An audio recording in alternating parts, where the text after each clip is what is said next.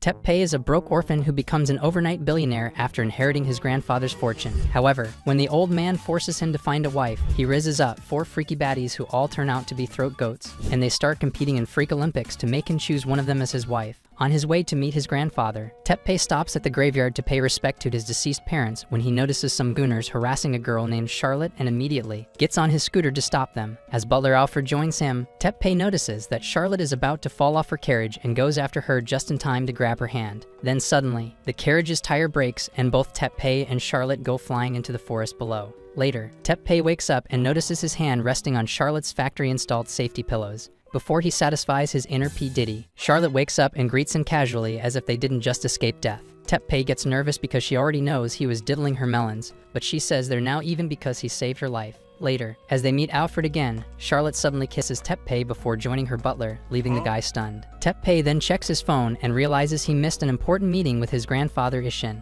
Once he gets to his building, looking like an average Valorant sweat, the guards refuse to let him in. Luckily, Ishin arrives and tells him to let the boy go. Joining his grandfather, Teppei reveals his plans to avenge his parents, but the old man tells him that it will only continue the cycle of revenge. Teppei gets upset and asks the man why he isn't sad about losing his daughter, but he says he still has a grandson. Ishin then asks Teppei why he looks like a homeless wreck, and Teppei says he rescued someone on the way here. Proud of him for being a real man. He asks Teppei not to change his clothes and wear the dirt as a medal of honor. The old man then takes him to a party, where he introduces Teppei as the successor to his billion-dollar company, the Arima Group, which comes as a shock to him. Ishin also tells everyone why he's covered in dirt, and when Teppei reveals he actually saved a girl named Charlotte, the old man becomes even more proud because she's actually a princess. After Teppei changes into a presentable attire, he asks Ishin why he made him his successor without asking him first. Ishin explains that his daughter was game-ended because she was his first successor, so by announcing a new successor, he plans to bait out the murderer. He then tells Teppei to learn how to deal with people and make allies, so later in the party, when some lowlives try to win favors with him, Teppei tries his best to hide his frustration under a smile. However, an influential man named Vincent rescues him from the bootlickers and introduces him to his younger daughter Maria. However, as soon as Vincent leaves, Teppei is surrounded by people again. Later, as his personal maid, Yu brings him tea. He spots a girl outside the window practicing with her sword. Excited, he runs outside and sees her dancing with the weapon, calling her the perfect sparring partner. Without hesitation, the girl starts swinging towards him, and Teppei just barely keeps up with her. Their duel is halted upon the arrival of Ishin and Vincent, with the latter describing them as a perfect match. Ishin then discloses that this young woman is Sylvia, Vincent's elder daughter, who also happens to be his fiancée. On the ride back home, Teppei falls asleep on Yu's premium cushions, prompting Ishin to ask if she has gotten used to her new environment. Yu responds that she feels nothing but gratitude, but Ishin is worried Teppei might not feel the same as her. Yu believes Teppei will come around because the path has already been laid out for him. Ishin is still not convinced, but even then, he asks Yu to watch over this idiot, no matter what choices he makes. Once they reach their destination, Teppei takes a break from drooling on Yu's melons, and Ishin tells him that this giant mansion in front of him is his new home. After he leaves, Yu tells Teppei that she is now his personal maid and opens the front door, revealing a full harem of other maids who have all lined up to get backshots from him. When they start calling him master, Teppei feels a little weird and kindly asks them to just address him by his name. Yu believes doing so will set a bad example for others, so they continue addressing him in a more formal manner. Yu then takes him to his giant room with fancy furniture and a soft carpet, and asks him to use the dial phone if he needs someone to jork his wee. After getting comfy in his bed, Teppei thinks about Princess Charlotte and their 5 seconds of cheap romance when they were falling into the forest. His thoughts then drift to Sylvia dancing like a ballerina with her sword, and how she was so quick with it that even he couldn't keep up. Later, Yu returns with a glass of milk, so he asks her about his engagement with Sylvia. He mentions how he was engaged to her without permission and questions if this is normal in the rich people's world. Yu replies that Ishin thinks highly of both him and Sylvia, but Teppei doesn't know anything about her. Yu tells him she's a member of a high-ranking aristocratic family and also very skilled at fencing. Teppei, however, is more interested in her character because that is the most important thing in marriage according to him. He mentions that something about Sylvia felt like she was sad, then turns to Yu and asks if he even has the option to say no. Yu tells him can, because decisions based on the circumstances presented to him are his own choice to make. The next day, Teppei gets royal treatment from dozens of his maids, and Yu joins him as his personal attendant to school. On the way, he tells Yu he used to go to school on a scooter before, but Yu strictly says no because she's worried he'll fall. Teppei argues he can ride well, but when Yu refuses again, he suggests they use Ishin's money to create a bike that will never fall. Later, he gets a bird's eye view of his new school, Shuhao Academy, which is spread over miles, much to his shock. Once he reaches the front gate, people immediately start chattering about him, and Yu warns him that he is somewhat of a celebrity here due to his ties with the Arima group. When he asks how they know about it, Yu points to the giant Arima logo on the limo he just rode in, overwhelmed with all the attention. Teppei runs away like a little bitcon and ends up in a fancy restaurant, which happens to be the open cafeteria. While processing everything, he bumps into a girl named Seika, who is irritated and starts scolding him for being a clumsy idiot. Her friend Erika warns him not to mess with the social club baddies, and her other friend Ayano tells him to apologize. However, Seika tells them it's fine because it's partially her fault too. She then tells Teppei that having an open collar is against the rules, and he must be civil if he wants to survive here. When she starts checking the rest of his dress, the girls tell him to be careful because they don't know what kind of man he is. Seika then realizes he's never seen him before, so Teppei tells them he just transferred today. She then tells him to remember her before walking away, and Teppei is wondering if it's just her or every baddie in this school has a screw loose. That's when Yu shows up and takes him to the principal's office, where everyone treats him like he's the president. Later, Yu explains that Ishin has made a big donation to the academy, which explains what happened in the office. He then notices everyone is staring at her, similar to how he was treated at the party. Even in class, the students are drooling over him, and during break, a guy named Mezu introduces himself. Before he can get a word in, every pick-me thotty in his class swarms Teppei and begs him to subscribe to her OnlyFans. Princess Charlotte happens to pass by his classroom and sees him surrounded,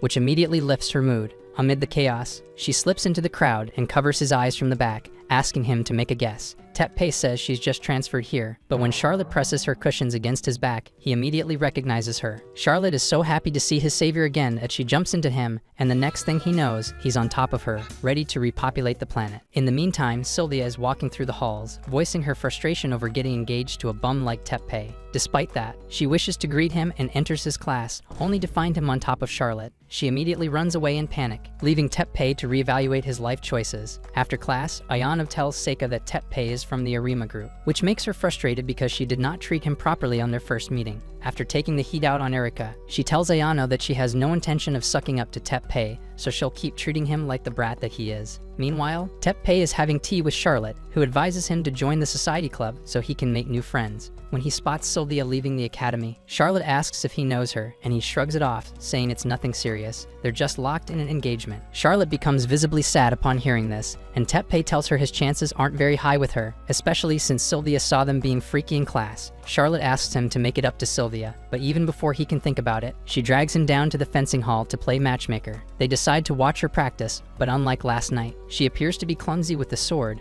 making Teppei think she is lonely. He believes no one here is on par with her skills, so she has to hold back, which makes her feel sad. Charlotte believes this is the perfect chance for Teppei to win her over and nominates him to spar with Sylvia. She immediately challenges him to a duel, and Teppei happily accepts. News of their duel quickly circulates, prompting Yu to make an urgent call while Seika and her friends are heading to the fencing hall. As the duel begins, the two clash swords, but Sylvia suddenly stops and declares that winning in her own style won't make her happy. Thus, she decides to forget about the fencing rules and proposes they fight in dojo style. Just then, Yu arrives with a fancy sword and gives it to Teppei so he can duel more freely. As they squat off again, they both have a smile on their face this time, and they set some ground rules before clashing again. Teppei then takes the IA stance, which lets him attack in the same motion as drawing the sword and resheathing it. Sylvia recalls their last duel and knows Teppei is a master of single strike attacks, so this might end very quickly. As the coin hits the floor, they both charge at each other with super speed, and in mere seconds, they are at each other's throats. Sylvia believes it is a draw, but Teppei says she was a little bit faster, and he would have been dead in a real duel. He then extends his hand, saying they are practically strangers, but he hopes to get to know her better by dueling her. Sylvia asks if he plans to go against Ishin, but Teppei replies that he can decide that for later because it'll be too boring to make a decision now. Hearing this, accepts the handshake with a smile, and Charlotte comes running in for a hug, happy that she was able to mend their relationship. Meanwhile, Seika is not too happy about how this turned out and storms out of the hall, wishing Sylvia had put a few extra holes in his body. Back inside, Charlotte asks Teppei to show her his sword, but he tells her no because it's dangerous. However, she ends up on top of him again, which frustrates Sylvia. When he asks her to get off, she instead starts bouncing on his joystick, and Yu watches from a distance, happy that her master is finally getting some action. On his way back, Teppei asks Yu about the society club, and she says it's a place where the school's most popular people come together. He asks her why she isn't in any club, and she says it's because people will look down on her, which will bring shame to Teppei's name. Teppei says this is complete nonsense, but he decides to check it out anyway. The next day, Sylvia and Charlotte take him to the club room, which is actually a club building. Much to his shock, once inside, the girls introduce him to the rest of the club, and Teppei gets another run-in with Mezu. When he tries introducing himself again, Seika and her friends punch him out of the frame and ask what he's doing here. When they tell him to leave, Sylvia steps up and sternly tells them to mind their business. However, Seika says she's noticed how Sylvia wags her tail for Teppei and questions what her connection is to this man. Sylvia says their parents are friends, which is why she's helping Teppei get accustomed to this place. Seika then accuses him of diddling two respectable members of their club, but Sylvia once again shuts her down, telling her not to make baseless accusations. Seika argues it's her job to protect the club as she is the head representative, which is why she cannot accept Teppei into the club. She tells Teppei to fix himself and get in line like everyone else. And Erika even points out that his real father was a mere soba shop owner before he got adopted by Isshin. Teppei loudly tells her not to involve his parents, but this gives Seika another opportunity to diss him. She then tells him to change his lifestyle and become someone worthy before she even thinks of joining their club. Infuriated, Teppei takes on the challenge of showing his worth, so Seika invites him to the party next week, where he can prove himself. Teppei tells her he will become such a Rizzler that she will drop her plot armor every time she sees him, but this is exactly the type of attitude that she wants him to fix. Later, he joins the girls for a tea where he perfects his table manners. And at night, Yu helps him walk like he's packing 8 inches. The next day, the girls catch him yawning, so he vows never to do it again. Afterward, he practices how to dance like a noble with Charlotte, but after she kisses him as a reward, his joystick starts pointing north. That night, as Yu makes coffee for him, he tells her he won't be able to sleep because he has so much to do. This reminds him of the time his mother made him coffee so he could stay up at night to study for his exams. Cherishing the memories he made with his parents, he tells Yu that he came here not knowing what he would do, but in no time, he got caught up in the society club mess. Isshin had told him to make allies first, but he isn't sure if he is doing a good job or not. Yu believes otherwise because he already has allies like her, Charlotte, and Sylvia. She also tells him that she grew up in an orphanage built by Isshin, who brought him up and made her a maid. He told her it's okay if she can't do everything right away, as long as she begins, she can gradually make progress from there. He also told her that once she was confident in her abilities, she should come and serve the Arima family, and now she is here thanks to Isshin. Teppei believes becoming his servant is not the flex she thinks it is, but Yu believes he is capable of great things, and she feels honored to accompany him on his journey to success. She then apologizes for speaking too much, but Teppei thanks her instead because this is the push he needed to understand his true potential. For the next day, Teppei continues to work hard on his manners, while Seika keeps a close eye on him.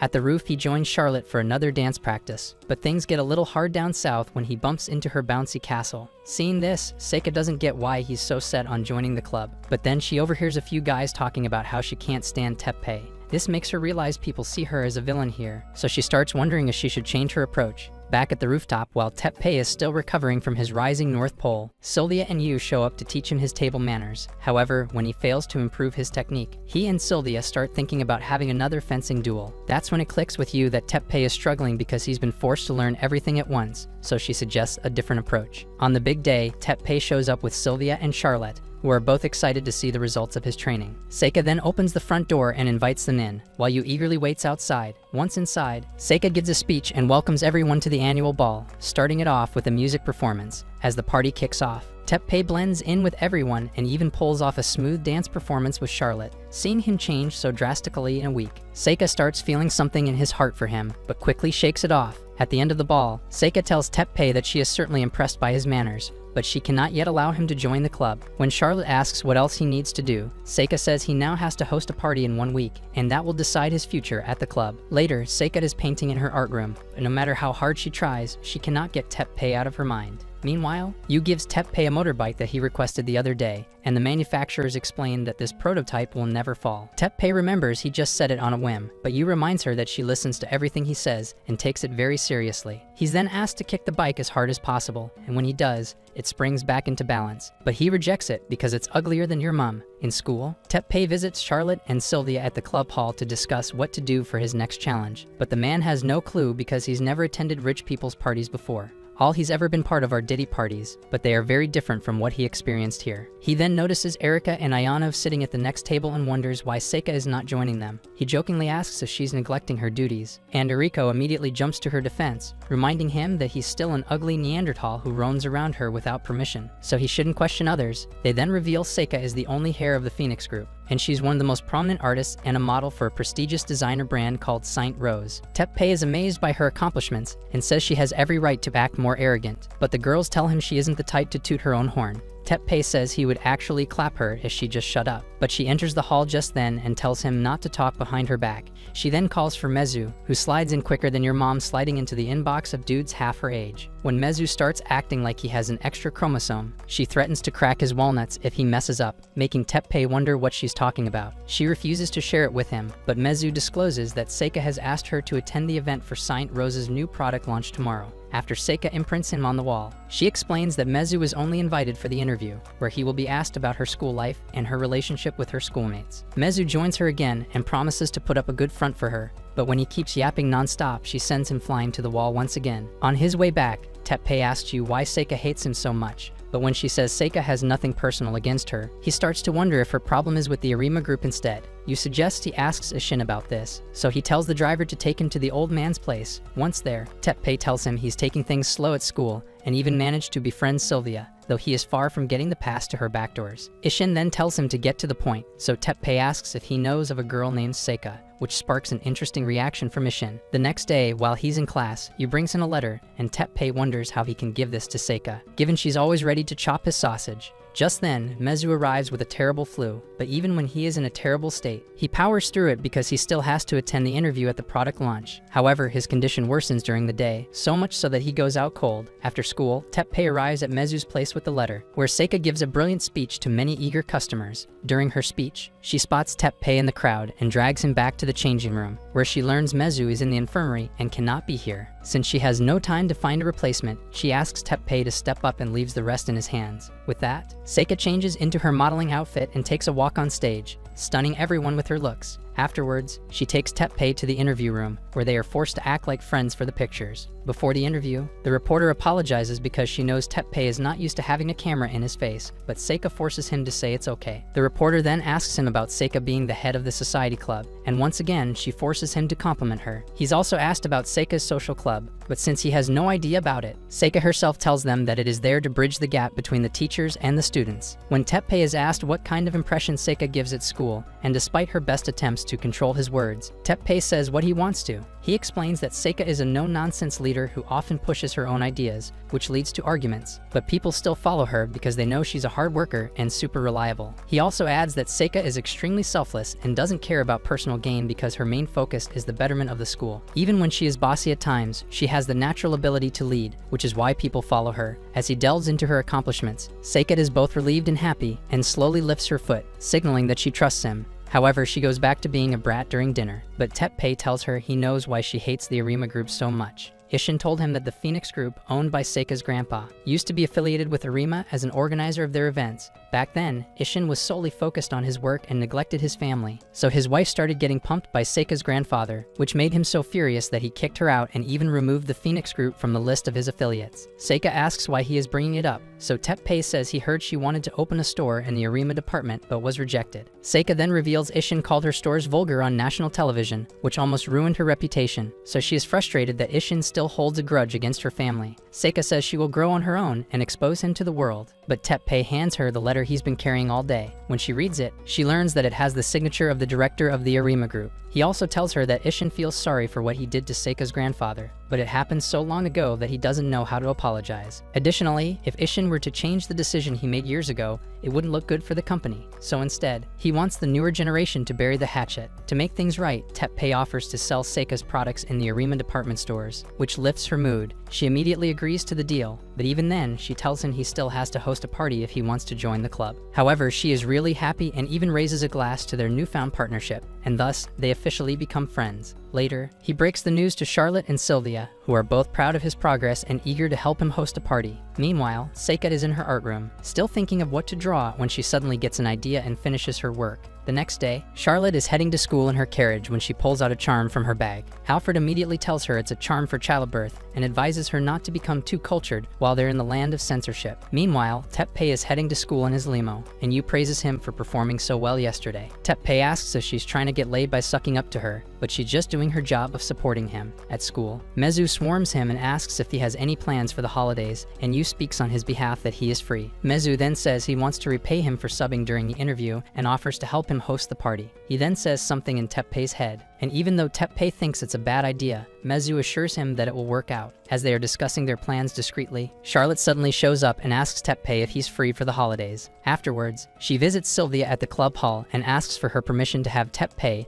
but Sylvia asks why she needs her approval in the first place. Charlotte reminds her that she is engaged to Teppei, but Sylvia is far from accepting him as her fiancé. Charlotte then tells her she plans to hang out with Teppei without Alfred's permission, so she wants Sylvia to cover up for him in case Alfred calls her. Hearing the commotion, Erika and Ayano call Teppei a pig, but Seika actually defends him, saying Charlotte might be pushing Teppei into doing something he doesn't want. That night, Vincent notices that Sylvia is quiet and asks if she got into a fight with Teppei, but she claims she doesn't talk much anyway. However, Maria points out that Sylvia has been yapping about Teppei ever since they got engaged, which annoys her. Vincent is glad she's accepted Teppei as her fiancé, but Sylvia claims he is just a friend who studies swordsmanship like she does. She also mentions that she won't be able to return to her homeland if she accepts Teppei, but her father tells her that their kingdom is a mess, and he wants her to live a happy life in a peaceful country. He kindly suggests she forget about going back and live here, so Sylvia leaves the table to think about it. Meanwhile, Charlotte is trying on different outfits, and when Alfred asks where she is going, she tells him she's visiting Sylvia's house. However, Alfred believes she's actually going to see Teppei and warns her not to get pumped and dumped by that bum. Just then, she receives a call from Sylvia, who suddenly forgets how to speak and tells Charlotte to take care of Teppei before ending the call. The next day, Teppei and Charlotte meet up for their supposed date, and Charlotte says she chose this spot because she wanted to feel normal. However, she then reveals they're going to Osaka on a plane, and that's where the normality ends. Once there, she says she wanted to go somewhere away from her butler and guards, but Teppei says guards are necessary for a princess. However, she strictly forbids him from calling her a princess, but when Teppei asks if she's really safe without guards, she says she expects him to protect her. Following that, they spend several hours going through the city, having an amazing time overall. While passing through the food street, Teppei learns Charlotte has never had takoyaki before, so he quickly gets some for her. Later, she asks him if he has chefs at home, but Teppei grew up as a commoner, so he tells her his mother did all the cooking. Charlotte admits meal made by a mother is better than any food in the world, and hopes she can try Teppei's mother's cooking. Before he can say anything, she gets distracted by the Ferris wheel and runs off, so he goes after her. Once on the ride, Charlotte happily says Teppei must love his mother a lot, and Teppei says he really did. However, both his mother and his father died the same day, so now he lives alone. The mood suddenly changes, and Charlotte tells him that even though they are no longer alive,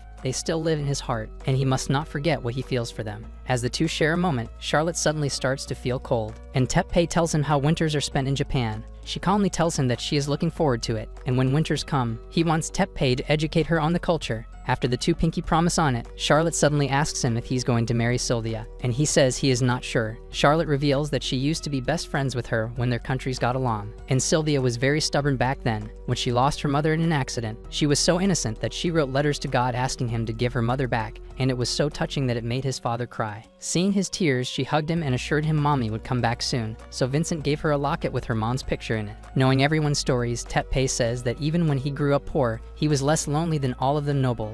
Soon after, he gets an idea for what kind of party he will be hosting, and he thanks Charlotte for opening his mind. Charlotte then suddenly hugs him from the back, and after a few seconds of silence, she makes him promise that he will remember her, similar to how he remembers his parents. When Teppei asks where this is coming from, she apologizes for saying something so strange and blames it on the weather. The next day, Teppei shares the idea with his friends, and they are all eager to see him in action. Later, as everyone gathers at the subway, Teppei arrives with a megaphone and introduces himself as the host of this part. He explains that everyone here would lodge at a hot spring, so when Sylvia asks why, he says it is because every mid-tier anime must have a hot spring episode to bait the degenerates. Later, Charlotte and Sylvia get confused over how to cross a ticket gate, so Seika demonstrates how to do it while flexing that her passport is stronger than America's economy. While on the train, Charlotte and Sylvia mention they have traveled a lot across continents as royal emissaries, which makes Mezu feel left out. After the ride, they finally reach their destination, a Japanese-themed resort with a built-in hot spring. After the girls are shown to their room, Yu continues to follow Teppei until he tells her to join the others. She says she is just a maid and does not deserve to share a room with them, but when Yu asks if she wants to live with the boys instead, she quietly goes back to the women's room.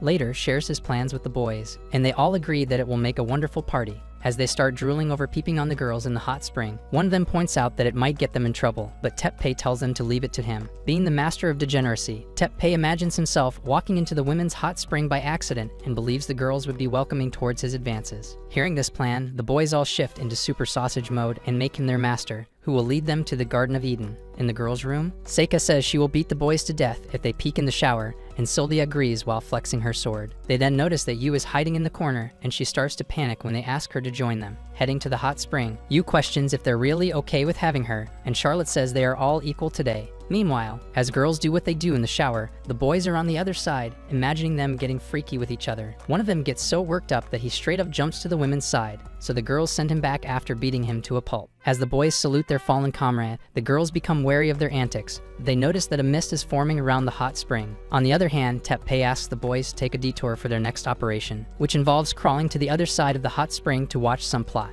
However, as they get closer, the mist becomes thicker, and Teppei gets separated from the others, who apparently fell into holes in the ground, which were there to stop peepers in the first place. Now by himself, he marches forward, soon steps on mine. Meanwhile, the girls spot a shooting star, and Seika suggests they make a wish on it. Just then, they spot another shooting star coming their way, and it turns out to be Teppei, who was flung by the mine. Later, the boys get scolded for peeping on them, and Yu tells Teppei she would have shown him the good stuff if he had just asked, much to everyone's surprise. After the insults, Seika takes them to the game room, where she challenges the boys to a game of table tennis. They match Teppei up with Sylvia since they are both very skilled at fencing, at which somehow transfers to table tennis when the game starts. Teppei uses a cheap distraction to score the first point, stating that everything is fair in such games. In retaliation, Sylvia pulls out her jugs, which immediately makes the boys shift into high performance. Following that, they spend the next few hours playing several games until the boys are all knocked out and asleep. Meanwhile, the girls are in their room, and Sylvia can't remember the last time she slept with another person in the same room. Yu, on the other hand, hasn't had such a comfy and fun atmosphere before. Seika then says this was not the party she had imagined, but she still had fun, so she will officially announce Teppei's acceptance into the club next week. Their conversation shifts to how Teppei has brought everyone along, and Seika is grateful because he solved her biggest problem in just a few days. Seika then asks Yu if she would really show him his melons if he asked, and Yu says it's part of her job as a maid. When they ask Sylvia if she would really marry him, she says she's fine with being friends as of now. Charlotte, Sylvia, Seika, and Yu all have a good opinion of him, so they believe he might choose one of them as his wife, and when he does, they agree not to hold grudges. A few days later, the Arima automotive guys return with another bike, which now has legs, and Teppei immediately rejects it again. At school, he notices Charlotte walking in front and covers her eyes, but she correctly guesses that it's him because she can smell that filth from a mile away. As they catch up, Sylvia secretly watches as if her dog had died and remembers the conversation she had with the girls during their trip to the hot spring. After she leaves in anger, Alfred breaks in from the window, and after seeing Charlotte with Teppei, he says he'd put his life on the line to save her from a pig like him. However, Charlotte declares that Teppei is her beloved, which causes Alfred's brain to short-circuit. He believes Teppei is trying to pump and dump her precious princess and start chasing him, but Charlotte takes Teppei's hand and starts running. Eventually, the old geezer runs out of breath and slows down, allowing them to get away. Outside, they joke about how Alfred is already pushing 70, but Charlotte believes he'll live well over 100 at this rate. Charlotte then notices that she twisted her ankles while running, so Teppei carries her in his arms, which makes her cookie moist. Teppei apologizes for making her run, but she says she always wanted to eat at Arima Hills, so if he treats her, they'll call it even. Teppei then takes her to the infirmary, and after she is taped up, they notice red petals falling from the sky. They look up to see a blimp in the sky, and a man jumps out of it with a parachute. As the main cast gathers at the Society Club building's roof, the man spots them and lands there, thinking that they are here to welcome him. Sylvia recognizes him as Hartman, a businessman from Charlotte's country, and immediately he gets on one knee to kiss Charlotte's hand. Yu tells the girls that Hartman trades with the Arima group, and he currently has a large investment with them. Hartman then addresses Teppei and reveals that he is actually engaged to Charlotte, much to his shock. That evening, he thanks Seika for showing him around campus and says he will stay in Japan for a bit because he needs to discuss some big plans with Ishin. He kisses Charlotte's hand before leaving, but it is obvious from her reaction that she's not happy with this engagement. Sylvia asks Charlotte why she never told her about Hartman, and Charlotte says she didn't want to bring it up, so she walks away upset. To clear the air, Teppei asks Charlotte if she's ready for dinner at the Arima Hills, which immediately makes Charlotte happy. She hugs him and asks when they can go, and Teppei says he'll let her know soon. That night, Sylvia hears her father having a heated conversation with someone on the phone, and when Maria joins her, she tells her to stay quiet. As Sylvia hears more of the call, her reaction turns from curiosity to horror. The next day, Charlotte puts on her happy face and enters the club hall, only to find Sylvia all by herself. Sylvia tells her to drop the act and explain herself. but Charlotte keeps pretending that she has nothing to say. When she realizes Sylvia is not in the mood for games, Charlotte apologizes for not telling her about her engagement. Once again, Sylvia says she is not interested in her engagement, but rather the fact that both their countries are colluding to create nuclear missiles. Vincent didn't know until yesterday, and Charlotte promises that her father doesn't know either. Sylvia knows a third country is responsible for this, and y'all know it's the land of opportunity. Just then, they spot Seika at the door, and she casually walks in, saying she heard everything but promises not to tell anyone. She also tells them she got some secret info that something will happen at Arima Hills tonight. Later, Charlotte gets a text from Teppei, who asks her to come to the Arima Hills because he has something to share. She immediately heads out to meet him, but someone is watching her from the shadows. That night, while Teppei is making a reservation for Charlotte, he sees Hartman and his assistant Josephine. As he leaves to say hi, his phone vibrates, but he misses the notification. When he returns to the desk, someone texts Charlotte using his phone, telling her to meet him in 1 hour. Meanwhile, Hartman meets Ishin to have a private meeting, but Ishin invites Vincent to represent his country. The meeting then begins, and the men discuss the alliance between their nations. Hartman then admits that someone from his country colluded with another country to make nuclear weapons, and this was done to destroy the friendly relations between the two countries. He then apologizes to the other two for letting this happen and promises that he will investigate the matter. Meanwhile, Charlotte sneaks out of her room to meet Teppei and barely dodges Alfred. Back at the meeting, the boys discuss potential traitors among their ranks, and Hartman even adds that he had taken measures to keep this information private, but someone from the inside leaked it. Soon after, Charlotte arrives at the Arima Hills and makes her way to the room, only to find it empty. She then calls Teppei, who is practicing sword fighting back in his mansion. Yu points out that his phone is vibrating, and he sees several calls from Charlotte. When he calls her back, she is about to pick up, but the lights at the Arima Hills suddenly go out. Moments later, Teppei gets a text from an unknown number, telling him that his lover will soon join his parents at the hotel. The security quickly takes action to fix the problem, but they are suddenly taken out by a low-budget Call of Duty Bravo squad. Everyone from the receptionist to the chefs is held hostage at gunpoint, and soon enough, the gunmen make their way to the meeting room. Before they can process it, Hartman's assistant Josephine steps up and reveals herself as the mastermind behind this betrayal. Ishin secretly calls Yu so she can listen in, but Josephine catches him in the act and tells her men to silence him. Ishin, however, tells her to go easy on his old soul because he might be more useful alive than dead. On the other hand, Yu calls the security head and learns that, other than Arima Hills, everything else in the country is good, since the systems are down at the hotel. They can't really say what's happening in there. Meanwhile, Charlotte is pinned down by one of Josephine's men, but he soon lets her go, and his subordinates are taken aback by how gorgeous she looks. He then calmly explains that they'd come on a mission here, and if she does not resist, nothing will happen to her. Charlotte agrees to cooperate, so the guy tells his men to tie her up, but their brains malfunction because all the blood is rushing to somewhere else. Afterward, Charlotte asks them why they caused a blackout, and one of them tells her that the Arima group is not everyone's favorite. She also questions if they were the ones who called her here, but they refuse to share their mission with her. They tell her again not to interfere with their job,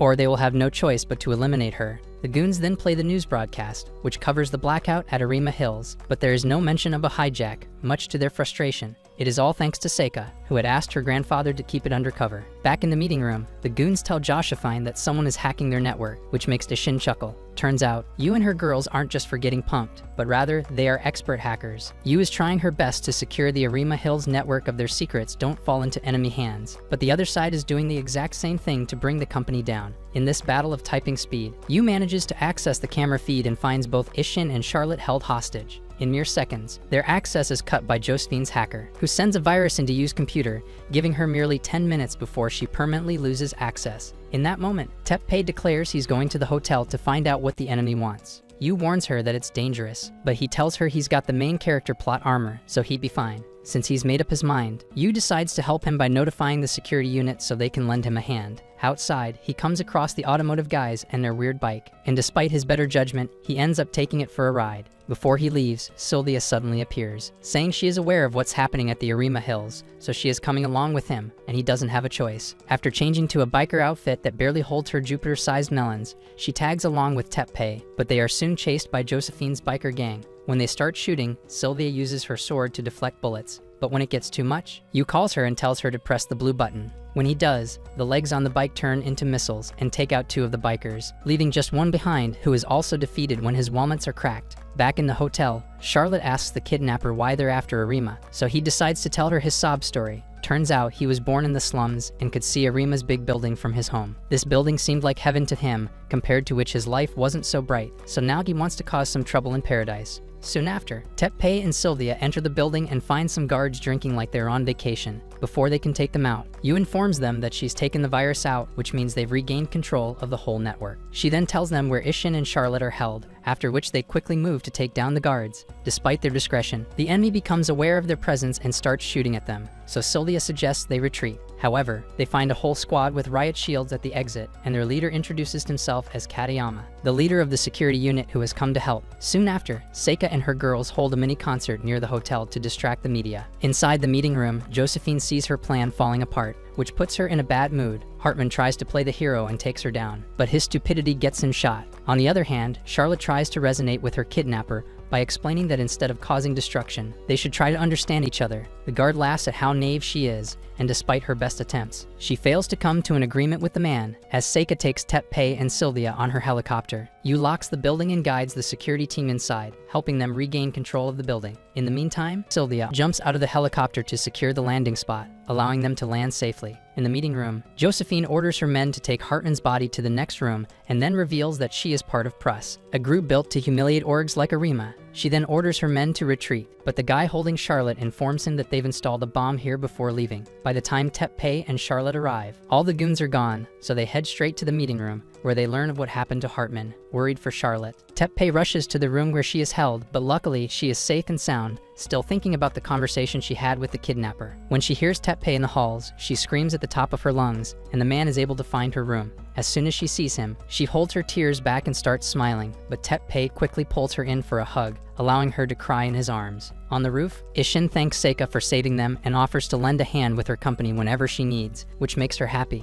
However, she hides it by saying she only came to help Teppei, which makes Sylvia laugh. Back in the room, Charlotte tells Teppei about the bomb, and Yu suddenly detects several pulses on her screen. Soon after, the lights go out again, leaving their fate uncertain. Yu soon informs Seika about the bombs, so she takes everyone out of there, except for Teppei and Charlotte. She also tells them that she was able to counter most of the virus attacks, but some of them slipped through, and now she cannot unseal the building. She has located at least 5 bombs in the building, and if they were to go off, the incident would not go unnoticed by the media. Seika wants to go back to rescue them, but Vincent suggests they find a way to get them out first. Inside, while Teppei and Charlotte look for a way out, the latter acts cheerful because she knows Teppei will find a way out. Just then, Josephine contacts them through the radio, stating her wish to drag down everyone who is living the rich life. She then tells them to enjoy the explosive dinner she has prepared for them before ending the call. In the meantime, Seika and the others join Yu as she makes unsuccessful attempts to regain control of the system. As a last resort, she suggests reformatting all the data on the servers, and while it will remove the virus, it will erase all their previous records. Ishin then asks how long it will take for this whole process, and Yu tells him 15 minutes at max. The old man gives her the green light to do it, saying that data is not as important because he has a backup in his mind.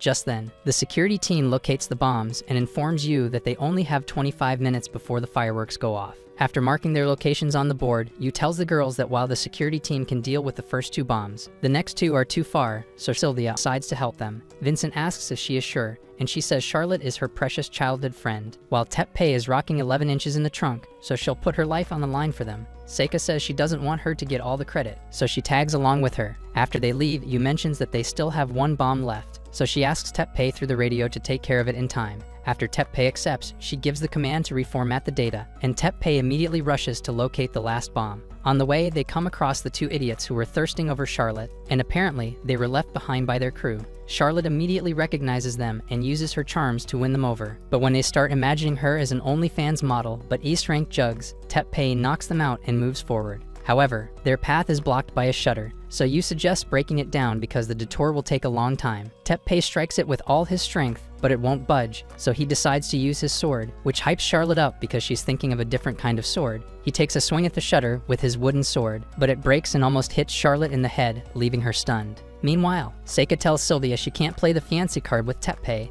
but Sylvia strangely thinks it's the best time to talk about her dead mother. She explains how she never cried at her death, even though she was sad, and she doesn't want to feel the same way with Teppei. Back then, she could not save her mother, but now she's strong and has the chance to save Teppei, which in other words means she loves him. Seika admits she also likes Teppei, and even though he makes her want to pull her hair out, she somehow finds herself attracted to him, as they are bonding over their shared love for Teppei's sausage. Teppei is trying his best to pry the shutter open, while Charlotte dances in the background to encourage him. When he asks for her help, she pulls out a chainsaw from a nearby store, and they use it to get past the shutter. Back at base, Vincent and Ishin discuss Hartman's passing, saying they must share the news with his country. but they should let Charlotte do the talking. Ishin believes people will still find a way to make Hartman a bad guy, even when he was an honest man, and that's the cruelty of this world. Just then, Yu wipes the virus from their networks, and the power is restored in the hotel. As all teams make their way to their bomb sites, Charlotte and Teppei run into the man who kidnapped her, and she takes a shot at them. Teppei quickly covers Charlotte up, but the man tells him he has a personal grudge for someone who became a billionaire overnight, so his next shot won't miss. Teppei stands firm and puts out his broken wooden sword,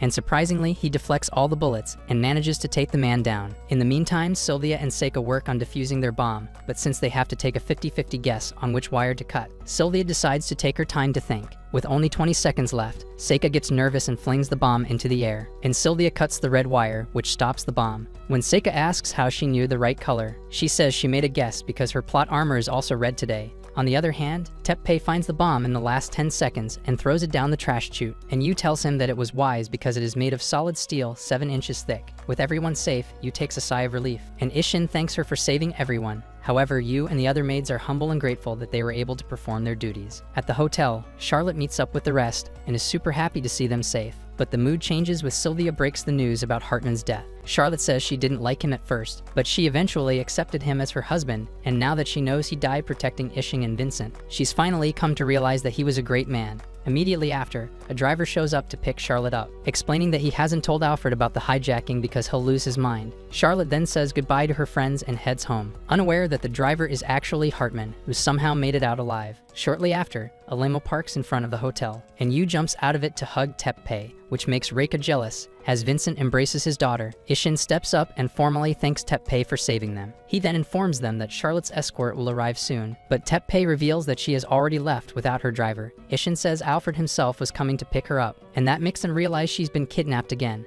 As Teppei sulks in the rain, Hartman abruptly stops the car, lets Josephine enter. Before Charlotte can react, Josephine puts her to sleep. Later, Sylvia distracts herself with fencing, Seika copes by bossing Erika and Ayano around, and Teppei locks himself in his room. He feels like a failure for not protecting her, and then recalls the debrief last night. Ishin realized that Hartman actually fooled them all with this elaborate plan, and since Charlotte is possibly overseas by now, Vincent advised the young ones to stay out of it. At present, Teppei holds a picture of his family and recalls Charlotte telling him to remember her as he remembers his parents. The next day in school, Mezu keeps annoying Teppei to cheer him up, but Teppei leaves the room before Mezu's soul leaves his body. He rides his bike and visits the place where he first met Charlotte, and being there reminds him of all the good times he spent with her. He then goes to Arima Hills, where he recalls the moment they shared in that room. He did not realize it then, but now he understands that he has made a place in his heart for Charlotte. Meanwhile, Charlotte wakes up on a train with Hartman sitting in front of her. She then notices her hands are tied up, and Hartman calmly explains that he is going to crush the Arima group and eliminate her beloved Teppei, much to her horror. She asks what Teppei has to do with all of this, and he tells her Teppei is Arima's successor, so he must go down with the ship. Charlotte asks him why he wants to destroy Arima in the first place, but Hartman leaves the cabin without explaining anything. 2 guards enter the room, and they are the same old gooners who have grown a soft spot for her. Charlotte uses their feelings towards him as a weapon and makes them untie her, after which she demands they bring her takoyaki. Meanwhile, Yu informs Sylvia that Charlotte is held hostage at the state guest train, but even when the source isn't fully reliable. That is all they have for now. That evening, Teppei returns home and is greeted by Seika, who scolds him for skipping school and asks if he has found a way to save Charlotte. Teppei says it is outside their hands now as Charlotte is leaving the country, but Seika gets upset and rebukes him for giving up so soon. Despite her yapping, Teppei continues to feel hopeless, so she suddenly walks up to him and locks lips with him.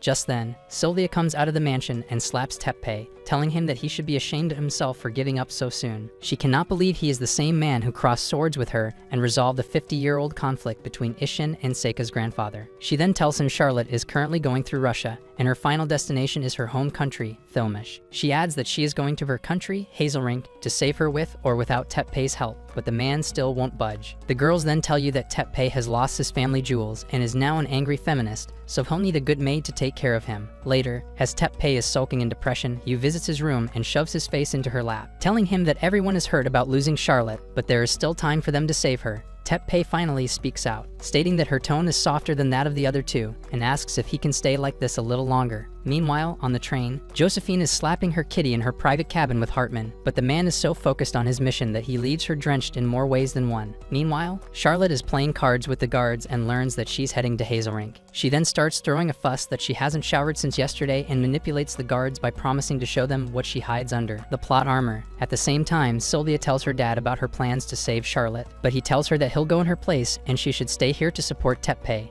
However, Sylvia holds her ground, insisting that saving Charlotte will be the best way to support Teppei. Vincent agrees to take him back, but on the condition that they come back to Japan and settle here. On the train, Charlotte is taking a shower while the guards are waiting outside, eager to get a glimpse of her forbidden fruit. Just then, an angry Josephine storms into the shower and takes out her frustration on Charlotte for getting her daily dose of Hartman hot dog. She then joins Hartman in his cabin and informs him that she leaked the information about this train as he had asked. As he waits for Teppei to take the bait, Teppei takes one last look at his family photo before leaving to rescue Charlotte. He soon meets Ishin, and the old geezer knew he'd come because he's like his mother, who wouldn't sit quietly in the face of justice. In response, Teppei tells Ishin that he and his father are alike, which explains why his mother married him. Ishin then gives him 1 million yen, stating that a common man has to work hard for several years to have this much. He then asks what Teppei would do if he had 600 million yen, and Teppei says he'd start a business and donate some to the poor. Ishin says he knew someone who tried to double his 600 million and fell into ruin, explaining that the more money you have, the more you get lost. Even though Teppei does not understand him now, Ishin still advises him to value his wealth as much as he values his life.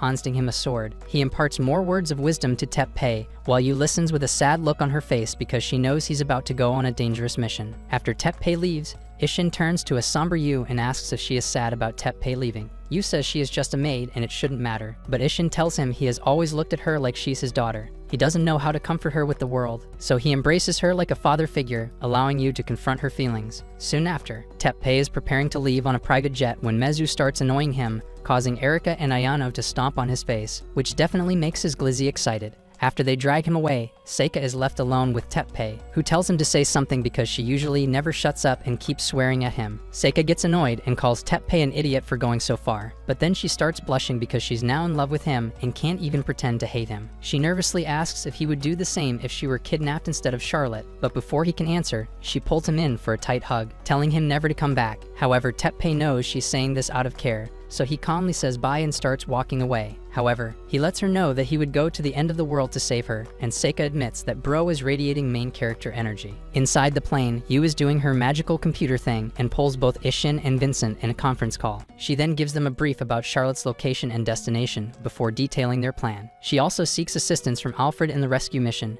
who is eager to win over Charlotte by being the hero. Meanwhile, inside the train, Charlotte throws another tantrum about getting bored and uses her charms to control the guards. On the other hand, Josephine informs Hartman that Teppei has taken the bait and their plan is going smoothly. Soon after, Teppei lands in Filmish and meets Sylvia, who has somehow become the captain of her cavalry unit. Teppei asks her for details, so Maria runs in and says Sylvia defeated the previous captain and took his role. Vincent then formally welcomes them to Filmish and reveals he has arranged a small party for them. That night, Teppei joins Sylvia and mentions how it feels to have a party in such serious times. Sylvia says her father has a habit of throwing a party during hard times because of his social standing. However, ever since her mother died, Vincent has not thrown a hot spring party. She then shows him a picture of her mother, and Teppei says they both look the same, which flatters her. He also recalls that he met Sylvia for the first time at a party like this one, so to relive those moments, she proposes another duel. As they swing swords, Teppei asks if she's happy to be back, but she says it feels new to her. Teppei says he was born in a place where you could see the power cables and train racks, but he loved it even then. Sylvia says her country has many issues, but similar to Teppei, she loves it too. As Teppei is distracted by Charlotte's thoughts, Sylvia quickly charges him and beats him again, but she asks him to forget about this duel because she likes strong men, and he isn't leaving a good impression. Following that, she locks lips with him, leaving the man wondering if he should whip out his other sword too. The next day, Yu informs them that the train will soon pass through Filmish, but it is a short time frame, and they must rescue Charlotte during that time. Back on the train, Charlotte and the guards have become friends at this point as they continue to play games. In the end, Charlotte realizes she is not much different from them when it comes to being a human, and it is possible to bridge the gap through love and friendship. Unbeknownst to her, Sylvia and her whole cavalry are waiting atop a hill and use a speaker to address Hartman. She asks the man to stop the train and release Charlotte, but Hartman ignores the command because he thinks Filmish isn't strong enough to stop them. As Sylvia sends her men forward, Hartman notices Tepe riding with the train on his bike and tells the men to speed it up. Charlotte notices the increase in speed and runs out of her cabin because she knows her beloved has come to save her. As Sylvia strikes the train with a mortar to put a hole in it, Charlotte reaches the window and realizes that instead of Tepe, it's Alfred riding the bike. Alfred soon jumps up onto the train and takes out a few guards, while Tepe waits for the perfect time to strike. You had told them that Alfred would have to be bait for Tepe, who would enter the train using the hole caused by the mortal fire. Tepe follows the plan and takes out the driver to slow the train down, while Sylvia and her men approach the train from the rear. Hartman realizes what's going on and sends Josephine to fetch Charlotte. While Alfred is blocked by a dozen men at the door, Josephine captures Charlotte and brings her to the front, where they meet Tepe.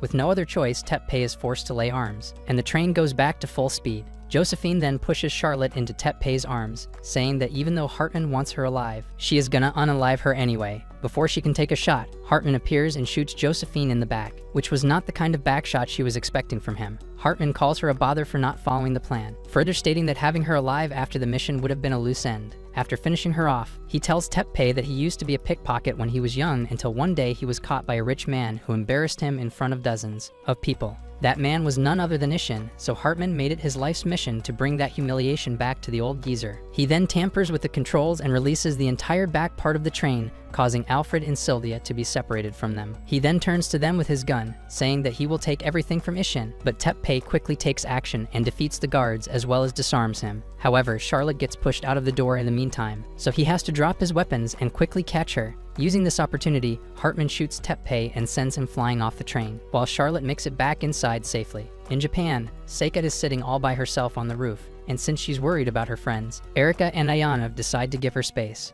Mezu joins them for some paperwork, and when they ask what he's doing here, he gives a whole monologue about how he's trying his best to be part of the main cast. The girls slam him into the wall, reminding him that this is a super secret mission, but when the whole campus arrives inside the hall to help, they realize this idiot told everyone about Charlotte's kidnapping and the rescue mission. Eventually, he convinces Eriko and Ayano to let the others help, and they agree, though they still kick him out of the hall. Meanwhile, Seika is still on the roof, wondering if she should have gone with Tepe. On the train, while Charlotte watches in horror, Hartman says he did not hit Tepe's body. He then reveals she's coming to Hazelrink with him, where he will tell Ishin about his grandson. After he lets her loose, Charlotte tries to slap his face, but he grabs her arm, revealing that he plans to tell the world that Tepe had kidnapped her, and he was the one who saved her. Charlotte says no one will believe his lies, but Hartman calls her knave, and tells her that those desperate fools will believe anything at this point. Charlotte tries to reason with him, but he says it's useless as her words don't affect him. At last, she requests that he provide Josephine with medical care, as she might still have a chance, but he refuses. Charlotte argues that Josephine loves and cares for him, but he tells her to help on her own if she wants. Charlotte then carries Josephine on her back, telling Hartman that she wants to save Josephine because if Tepe were here, he would do the same. Meanwhile, Tepe wakes up in Sylvia's arms, who is riding in the backseat of the bike Alfred is driving.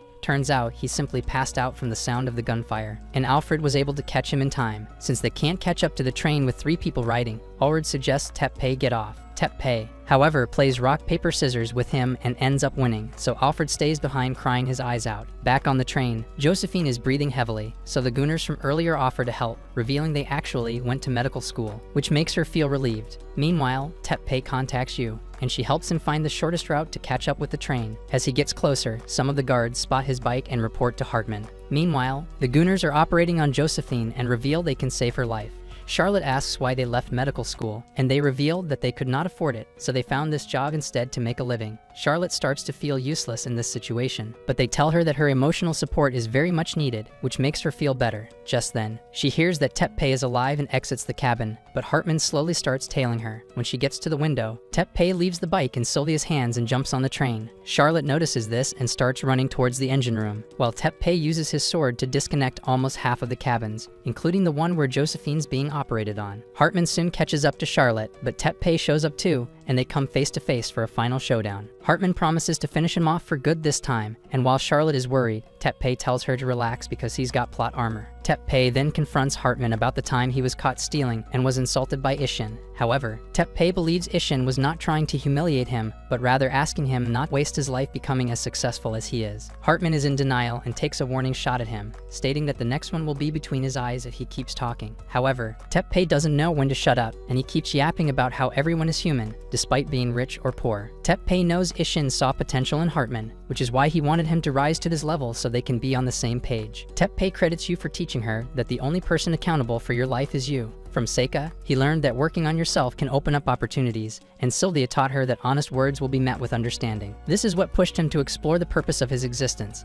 and he wants Hartman to do the same because they're on the last episode. However, Hartman puts out a remote and blows the train instead, and Charlotte quickly runs into Teppei's arms amid the chaos. Hartman wants to go down and take them both with him, so in the last moment, he admits that he was the one who murdered Teppei's parents. Despite being completely shaken, Teppei says Charlotte taught him to continue loving those who are precious to him and keep them alive in his heart. He declares that his parents now live within him, so he decides to forgive Hartman for everything he has done. He then quickly dashes forward and disarms him, asking him to do what's right. When the man continues to act like a brat, Teppei smacks him in the face and tells him to restart his life before jumping out of the train with Charlotte. Luckily, Sylvia catches them both, and as the train explodes, Alfred somehow gets a hold of Hartman. However, since he was hoping to catch Charlotte instead, he tosses Hartman into the river. Finally, Yu is able to take a sigh of relief, and Maria brings her tea to make her feel better. Vicente then calls Ishin to let him know that everyone is safe, although Sylvia still hasn't decided where she will live. On the other hand, Charlotte is extremely happy that Teppei came to save her and gives him an early taste of what's to come for him later. Seeing them go at it makes Sylvia's loins burn, and she calls them indecent idiots on the top of her lungs. Back at the club hall, Seika breaks the news that the rescue mission was a huge success, which calls for a celebration. Soon after, Josephine wakes up and finds Hartman sleeping at her feet, sorry for what he did to her. A few days later, Teppei and the girls return to the club hall and are welcomed by Seika, who immediately drags him in, scolding him for being late. Once inside, Teppei takes turns dancing with Seika, Sylvia, Charlotte, and even Yu. Later, he learns from Yu that their mission came at a cost, and they have to pay money to everyone involved for the damages. Teppei feels that simply paying them is not right, so Yu suggests he formally apologize to them too. Later that day, he goes to all three girls to apologize for any damage he caused, and they all tell him not to worry about it. Who should Teppei choose as his bride? Let us know in the comments below. If you want more recaps like this, subscribe to the channel and leave your suggestions in the comments.